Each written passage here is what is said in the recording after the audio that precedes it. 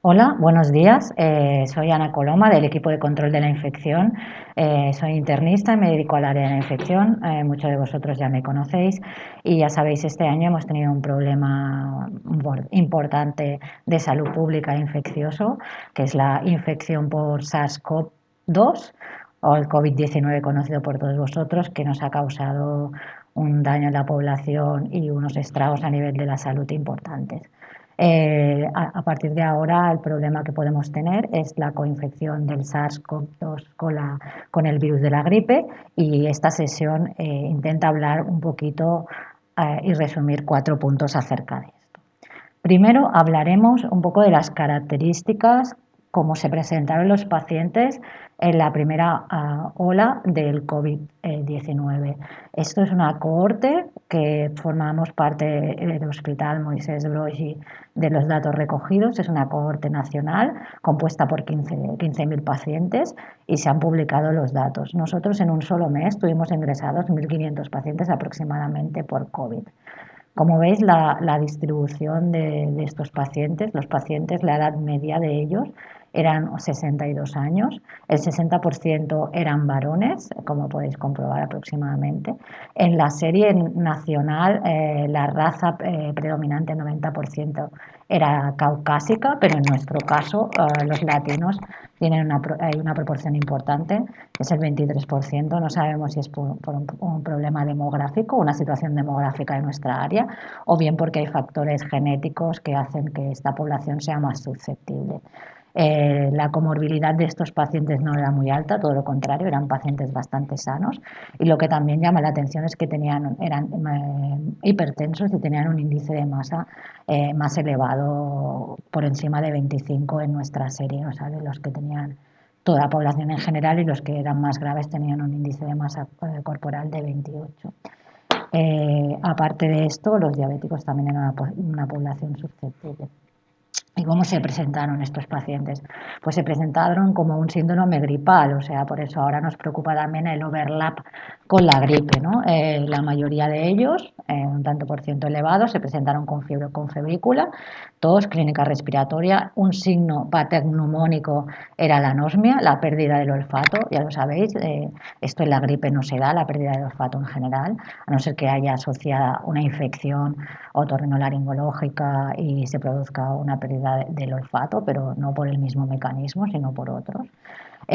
Muchos de ellos vinieron con insuficiencia respiratoria y requirieron ingreso por este motivo. Una cosa que llama la atención en estos pacientes es que, a pesar de ser pacientes jóvenes y con poca comorbilidad, un tanto por ciento no despreciable se presentaron con un síndrome confusional con alteraciones del sensorio, un 12% de estos pacientes. Hemos dicho que eran pacientes jóvenes y con poca comorbilidad. Lo que en la radiológicamente, mayoritariamente, se objetivó una radiología patológica. En la serie, un 80% de los casos o más tenían un infiltrado bien uni o bilateral. En nuestros casos, en los 1.400, 1.300 pacientes que analizamos en nuestra serie, también pasaba esto. Los datos son superponibles, los de nuestra serie y la cohorte nacional. Como sabéis, ahora los tratamientos han cambiado, pero inicialmente estos pacientes, la gran mayoría, recibieron tratamiento con hidroxicloroquina, algunos lopinavir, ritonavir, y al remdesivir, algunos de ellos, que ahora es el tratamiento de elección. Corticoides sistémicos también recibieron muchos, y tocilizumab. Ahora tocilizumab está como en ensayos clínicos, está fuera de tratamiento de momento, y los tratamientos que tenemos aprobados de momento para el SARS-CoV-2 son los corticoides y el ritonavir. Los pacientes requirieron oxigenoterapia y ventilación mecánica. Muchos de ellos, el 80% de los casos, requirieron tratamiento anticoagulante. Ya sabéis que el COVID genera un estado protrombótico posterior, la cascada citoquímica y la respuesta inflamatoria. Y la complicación del distrés fue importante. En el 60% de los casos presentaron un síndrome de distrés pulmonar, que son infiltrados bilaterales e insuficiencia respiratoria, casi más del 20% de los pacientes, o aproximadamente el 20%. Sepsis en esta serie se registran un 6%.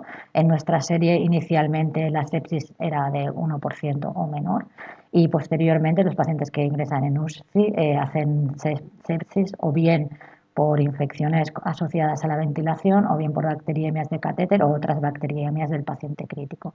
Así que es verdad que en nuestra serie de nuestro hospital tuvimos una tasa elevada de bacteriemia nosocomial, bien, como he dicho anteriormente, bien asociada a catéter, bien de origen desconocido o bien asociada a la ventilación no invasiva. Y un 8,3%, un 8% de los pacientes, según esta serie, requirieron ingreso en UCI. En nuestro centro, un 9% requirieron ingreso en UCI. Como hemos dicho anteriormente, un 20% se estresaron y un 8% requirieron ingreso en UCI. Un dato muy importante es el outcome, es el fallecimiento o bien el alta de los pacientes. El 80% fueron dados de alta, pero un 20% fallecieron durante el ingreso. ¿De acuerdo?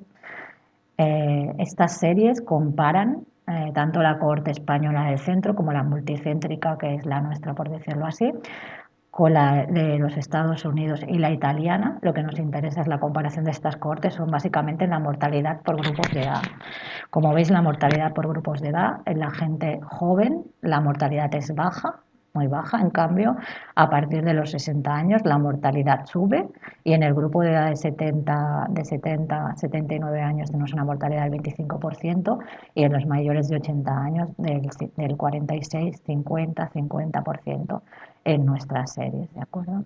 Entonces, esto quiere decir que la mortalidad de las personas de edad media avanzada es muy elevada.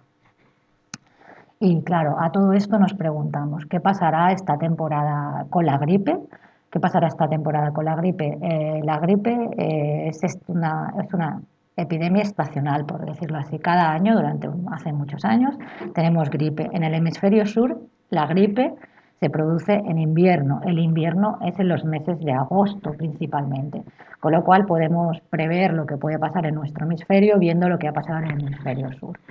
Los datos fiables de Australia que tenemos nos dicen que ha habido muy poca gripe este año. Si comparamos las gráficas de seguimiento de la gripe en Australia con los años previos, que son las líneas en puntitos, y con este año, veis en agosto, septiembre, el pico estacional del invierno suyo era en esta zona, son niveles muy bajos, o sea que la coinfección con gripe ha sido muy baja en el hemisferio sur. Estos son datos fiables porque son datos de Australia, ya lo sabéis. Entonces, ¿qué podemos decir de la gripe y qué podemos decir del SARS-CoV-2 comparándolo? Pues la gripe está causada por los virus de la influenza, principalmente en nuestro medio por la A y la B. Ya conocéis vosotros la A1N1, que es la pandémica del 2009, y la estacional, y las vacunas están constituidas por estas cepas, ¿de acuerdo? El patógeno del COVID es el COVID SARS-CoV-2.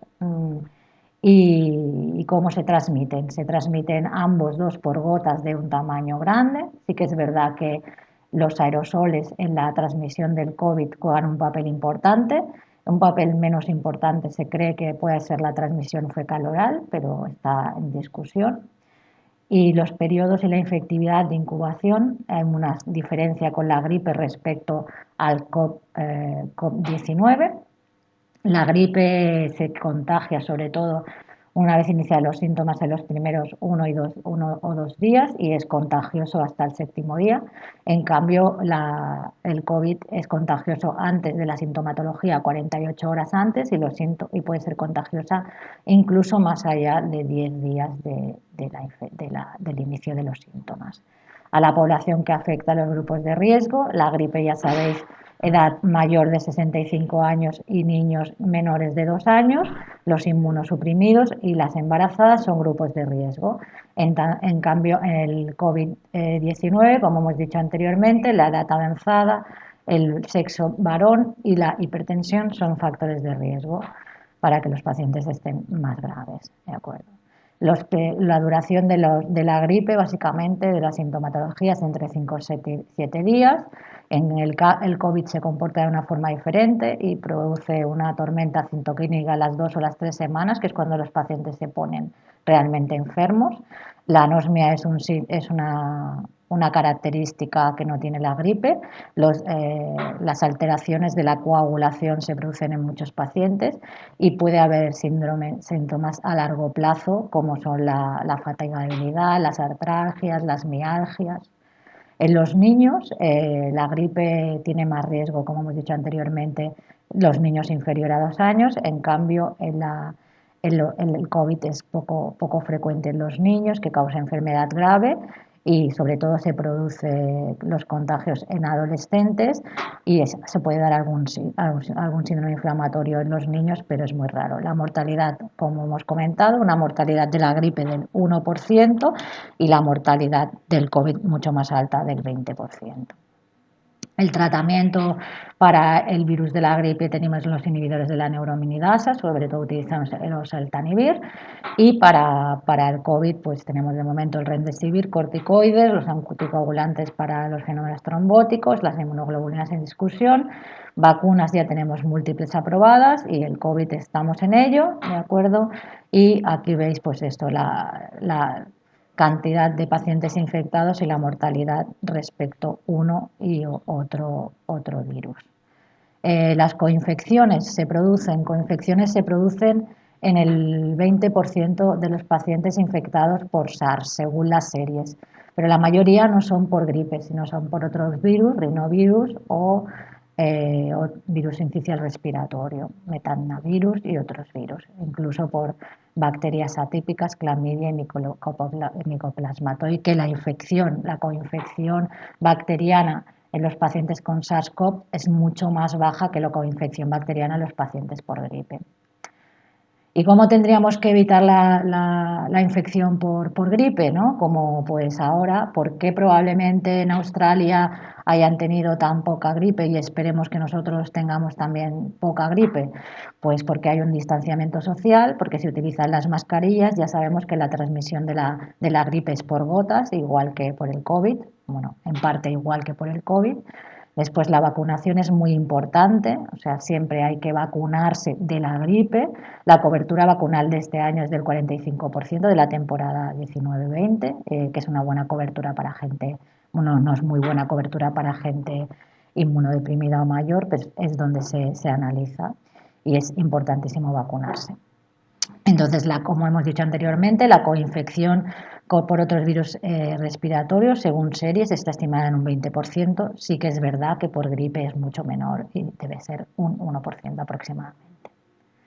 ¿Por qué tenemos que evitar la coinfección por la gripe? Ya hemos dicho que en diferentes series, USA, China, se ven las coinfecciones, ¿no? Vuelvo a repetir lo mismo, coinfecciones 20% aproximadamente por múltiples virus y bacterias respiratorias y gripe pues alrededor de un 1% según las series. ¿Qué pasa en los pacientes que están coinfectados?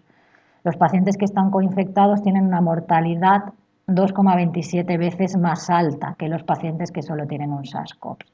Con las medidas que hemos dicho anteriormente, la vacunación principalmente y otras medidas no farmacológicas como el distanciamiento social o las mascarillas, higiene de manos, pues son medidas para evitar que pase esto.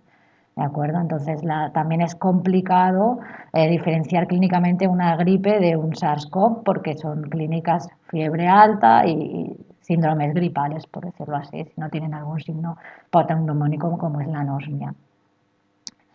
Entonces, lo que volvemos a remarcar, los síntomas de la gripe se solapan con los del SARS.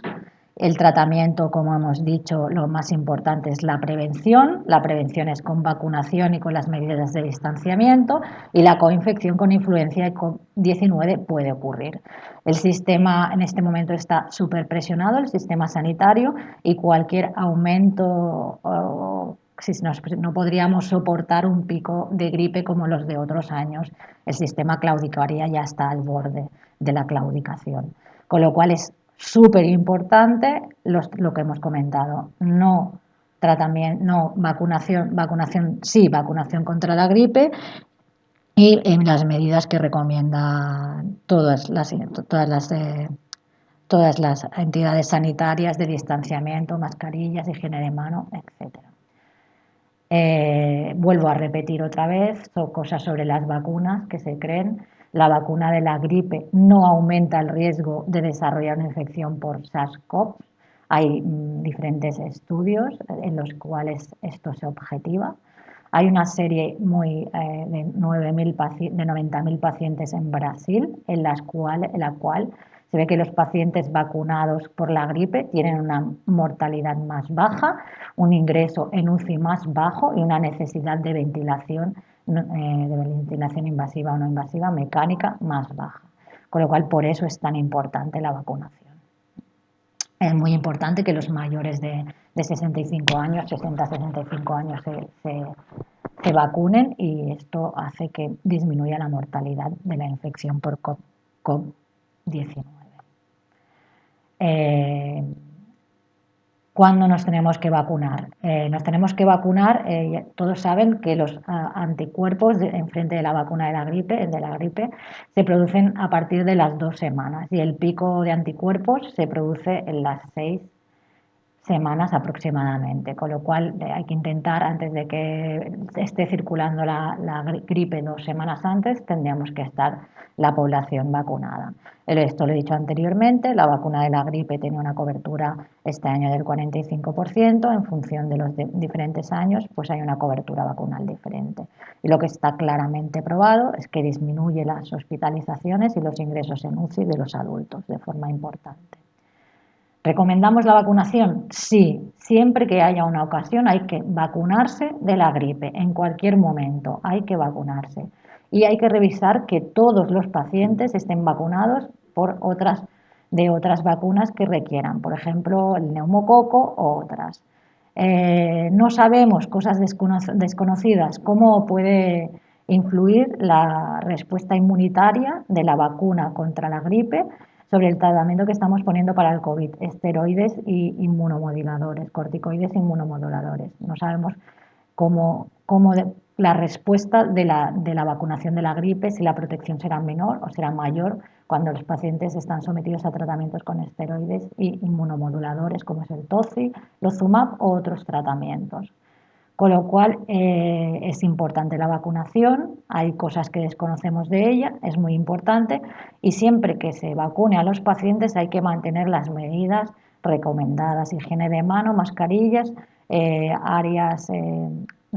pacientes no hacinados, etcétera, es muy importante, y protección en el momento de realizar el acto de la vacunación.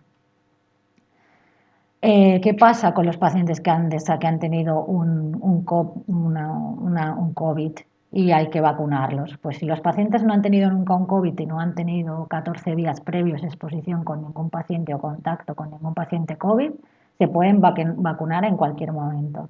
Si son pacientes que están en cuarentena con PCRs negativos y se pueden vacunar aunque estén en cuarentena, siempre que vayas al domicilio, y lo mejor es no retrasarla. Si es indispensable se puede retrasar la vacuna.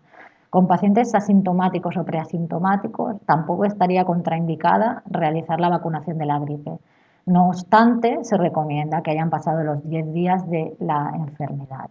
En pacientes con COVID activo se recomienda retrasar la vacuna cuando los pacientes no tengan fiebre o hayan pasado 10 días desde la infección.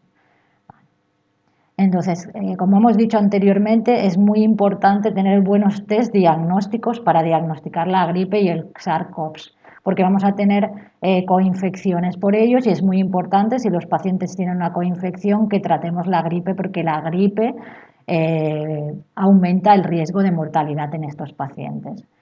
Cada año lo que hacemos son test de detección por PCR rápida de gripe A, B, más menos virus incisional respiratorio, y este año se aplicarán test rápidos de PCR A, B y SARS, ¿de acuerdo? Entonces, con esto sabremos los pacientes que tienen una coinfección. Hay recomendaciones de la CDC, los test que se tienen que aplicar, hay varios test de PCR rápida y cada centro utilizará el que crea conveniente.